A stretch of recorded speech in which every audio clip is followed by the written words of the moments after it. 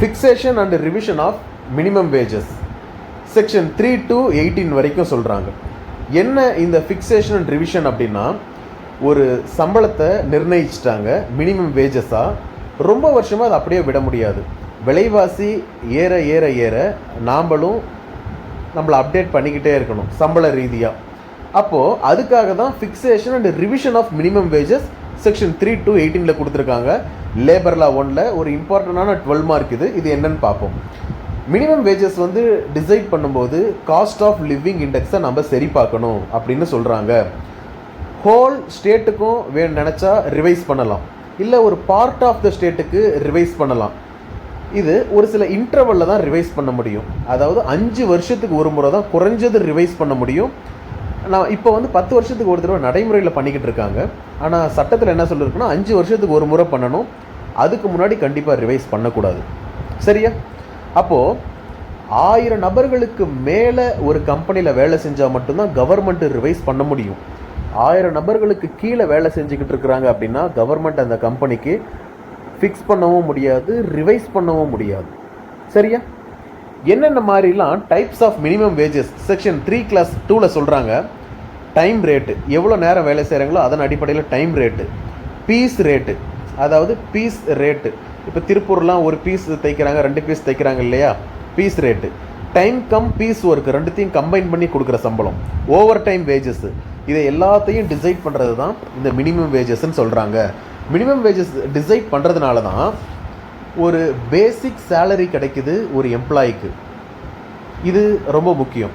இதில் ஒரு டிஸ்அட்வான்டேஜ் என்னென்னா, ஏதாவது ஒரு முதலாளி அதிகமாக சம்பளம் கொடுக்கலான்னு கூட நினைக்கலாம். ஆனால் மினிமம் வேஜஸே இவ்வளோ தானே இருக்குது அப்படின்றதால அவர் அந்த மினிமம் வேஜஸை மட்டும் கொடுத்துட்டு போயிடுறாரு. நிசர் கோவிந்த அப்பண்ண பால் ஒரு கேஸில் சொல்கிறேன். NISAR Govind அப்பண்ண ball versus state of Mysore. இந்த கேஸில் கோர்ட் என்ன சொல்கிறாங்கன்னா, மினிமம் வேஜஸ் வந்து மேத்தமெட்டிக்கல் ப்ரிசிஷனை மட்டும் வச்சு டிசைட் பண்ண முடியாது. சரியா? இதுக்கு வந்து சில சர்க்கம்ஸ்டான்சஸை எடுத்துக்கணும். அந்த ஒர்க்கரோட ஸ்டேட்டஸ் என்ன, அவரோட நேச்சர் என்ன, அந்த ஒர்க் நேச்சர் ஃபிசிக்கல் அதிகமாக தேவைப்படுதா இல்லை மென்டல் அதிகமாக தேவைப்படுதா, அதே சமயம் அவரோட நீட் என்ன லைஃபுக்கு, எவ்வளோ எஃபிஷியண்ட்டாக அவர் ஒர்க் பண்ணுறாரு, இதை எல்லாத்தையும் அவர் தெரிஞ்சுக்கணும். இந்த சர்க்கம்ஸ்டன்சஸ்லாம் வச்சு தான் சம்பளம் கொடுக்கணும்னு சொல்கிறாங்க. அப்போது ஃபிக்ஸ் பண்ணுறாங்க மினிமம் ரேட் வேஜஸை இல்லை ரிவைஸ் பண்ணுறாங்க அப்படின்னா என்ன ஷெட்யூல்டு எம்ப்ளாய்மெண்ட்டில் என்னன்னு பார்க்கணும். சரியா? அடுத்தது அந்த ஷெட்யூல்டு எம்ப்ளாய்மெண்ட்லேயே டிஃப்ரெண்ட் கிளாஸஸ் இருக்கும் சேம் ஷெட்யூலில், அதையும் பார்க்கணும். அதே சமயம் அவர் அடல்ட்டா இல்லை சில்ட்ரன் கிடையாது, அடல்ட்டா அப்ரண்டிஸான்னு பார்க்கணும். இது அப்போ வந்து அதனால் சில்ட்ரன்னு கொடுத்துருக்காங்க, இப்போ சில்ட்ரன்லாம் கிடையாது. அதுக்கப்புறம் டிஃப்ரெண்ட் லொக்காலிட்டியில் இருக்காரான்னு பார்க்கணும். இன்னொன்று தெரிஞ்சுக்கோங்க, 15 வயசில் இருக்கிறாங்கனாலே ஒர்க் பண்ண ஆரம்பிச்சிருவாங்க இண்டஸ்ட்ரியில். சரியா?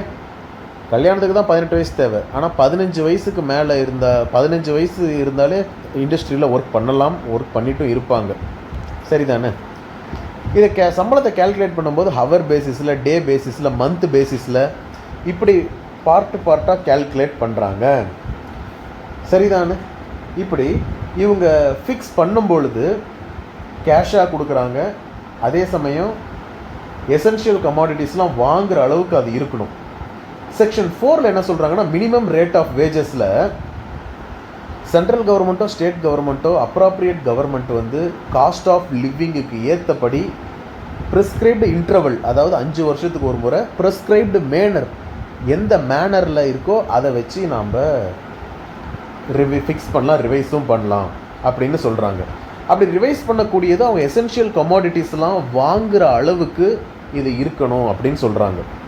செக்ஷன் 5ல் என்ன சொல்கிறாங்கன்னா, procedure for fixing and revision minimum wages. 2 separate modes இருக்குது, 2 செப்பரேட் மோட்ஸ். என்னென்னா, முதல்ல ஷெட்யூல்டு எம்ப்ளாய்மெண்ட்ஸ். இதுக்கு எந்த கவர்மெண்ட்டோ அந்த கவர்மெண்ட் வந்து 2 விதம் ஃபாலோ பண்ணுறாங்க. ஒன்று கமிட்டிஸ் அண்ட் சப் கமிட்டி அமைச்சு ஒரு நோட்டிஃபிகேஷன் மூலமாக என்னென்னலாம் சேஞ்ச் பண்ணணும்னு அஃபிஷியல் கெசட்டில் நோட்டிஃபிகேஷன் கொடுத்து பண்ணுறாங்க. இது வந்து ஃபஸ்ட்டு வந்து கமிட்டி அண்ட் சப் கமிட்டி மூலமாக பண்ணுறது. ரெண்டாவது நோட்டிஃபிகேஷன் அஃபிஷியல் கெசட்டில் கொடுத்து அவங்களே பண்ணுறது.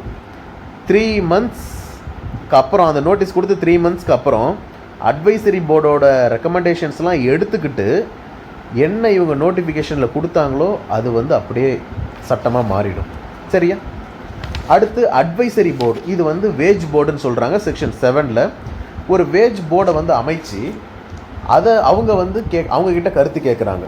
இதில் யார் யாரெல்லாம் இருப்பாங்க அப்படின்னு கேட்டிங்கன்னா, கமிட்டிஸ், சப் கமிட்டிஸ், அப்புறம் அந்த அட்வைசரி போர்டு, இதில் யார் யார் இருப்பாங்கன்னா எம்ப்ளாயர்ஸ், எம்ப்ளாயீஸ் 2 பேருமே இருப்பாங்க. அதே போல் இவங்க 2 பேர்த்துக்குமே சம்மந்தம் இல்லாத இண்டிபெண்ட் மெம்பர்ஸும் இருப்பாங்க. ஓகே, இண்டிபெண்ட் மெம்பர்ஸும் இருப்பாங்க. அவங்க 3 1 பங்கு 1/3 இருக்காங்க. இதில் சேர்மேனாக யார் இருப்பாங்க இந்த அட்வைசரி போர்டுக்குன்னா இண்டிபெண்ட் மெம்பர் தான் இருப்பார். சரியா? இந்த இண்டிபெண்ட் மெம்பர் வந்து கவர்மெண்ட் அஃபிஷியலாக இருப்பாங்க. இதை கவர்மெண்ட்டே அப்பாயிண்ட் பண்ணுவாங்க. அடுத்து சென்ட்ரல் அட்வைசரி போர்டு, இது வந்து செக்ஷன் 8ல் வந்து சொல்லியிருக்காங்க. இதில் சென்ட்ரல் அட்வைசரி போர்டு வந்து வருது. அது வந்து சென்ட்ரல் அண்ட் ஸ்டேட் கவர்மெண்ட் 2 பேர்த்துக்குமே அட்வைஸ் பண்ணுறாங்க மினிமம் ரேட் வேஜஸ்க்காக. இதுலேயும் இண்டிபெண்ட் மெம்பர் வந்து 1/3 இருப்பாங்க. இதில் சென்ட்ரல் கவர்மெண்ட்டை வந்து எம்ப்ளாயர் 2 பேரும் ஈக்குவல் நம்பரில் இருப்பாங்க. இதில் இண்டிபெண்ட் பர்சன் தான் சேர்மேனாக இதுலேயும் இருக்கிறாங்க. சரியா? இதில் ஏதாவது ஒரு பிரச்சனை ஏற்படுது அப்படின்னா கரெக்ஷன்ஸ் இவங்களே பண்ணிப்பாங்க. Clerical error, arithmetical error, mathematical error, இதை எல்லாத்தையும் இவங்களே ஃபிக்ஸ் பண்ணும்போது வர பிரச்சனையை இவங்களே ரிவைஸ் பண்ணிப்பாங்க. அதை வந்து நோட்டிஃபிகேஷனாக அஃபிஷியல் கெசட்டில் கொடுத்து மாற்றிப்பாங்க. இது செக்ஷன் 10 கரெக்ஷன்ஸ் ஆஃப் எரர்ஸ். சரியா? அடுத்து payment of minimum wages. Minimum wages வந்து செக்ஷன் 11ல் என்ன சொல்கிறாங்க, கைண்டாக வாங்கிக்கலான்னு சொல்கிறாங்க. கைண்ட் அப்படின்னா அன்பை கொடுக்கறது கிடையாது. இதை வந்து ஒரு தேயிலை தொழிற்சாலையில் வேலை செய்கிறாங்க, அப்போ தேயிலையை வந்து கைண்டாக வாங்கிக்கிறது. அதே சமயம் ஒருத்தர் ஒரு எசென்ஷியல் கமாடிட்டிஸில் வேலை செய்கிறாங்க, அப்போ அரிசி பருப்பை கைண்டாக வாங்கிக்கிறது. கவர்மெண்ட் ஆத்தரைஸ் பண்ணியிருந்தால் மட்டும்தான் அந்த எம்ப்ளாயர் கைண்டாக கொடுக்கணும், இல்லைன்னா கைண்டாக கொடுக்கக்கூடாது. அடுத்தது மினிமம் ரேட் ஆஃப் வேஜஸ். இந்த மினிமம் ரேட் ஆஃப் வேஜஸில் என்ன சொல்கிறாங்கன்னா செக்ஷன் 12ல் கண்டிப்பாக மினிமம் ரேட் ஆஃப் வேஜ் ஒருத்தர் கொடுத்துருக்கணும்னு சொல்கிறாங்க. அடுத்தது fixing working hours for payment of minimum wages, normal working day extra. அதாவது ஒருத்தரோட வேலை நேரம் என்ன, ஒரு நாளைக்கு அவருக்கு எவ்வளோ சம்பளம், எவ்வளோ நாள் லீவ் வருது, இது எல்லாத்தையுமே ப்ராப்பராக சொல்லியிருக்கணும்னு சொல்கிறாங்க. இதில் வந்து லீவ் டைம் அவருக்கு லீவு தான், ஒரு சில எக்ஸப்ஷன்ஸ் மட்டும் இருக்குது. ஒரு சிலர் அர்ஜென்ட்டு ஒர்க் பண்ணுறாங்க, அவங்களுக்கு எமர்ஜென்சி சுச்சுவேஷனில் அவங்க ஒர்க் பண்ணுற சூழ்நிலை வருதுன்னா அவங்களுக்கு இது பொருந்தாது. இது section 13. Section 14 over time wages. ஒருத்தர் ஓவர் டைம் பார்க்குறாருன்னா ஒவ்வொரு மணி நேரத்துக்கும் தனித்தனியாக பிரித்து அவருக்கு வேஜஸ், ஓவர் டைம் வேஜ் கொடுக்கணும். அடுத்து செக்ஷன் 15. இதில் என்ன சொல்கிறாங்கன்னா wages of worker who works for less than normal working day.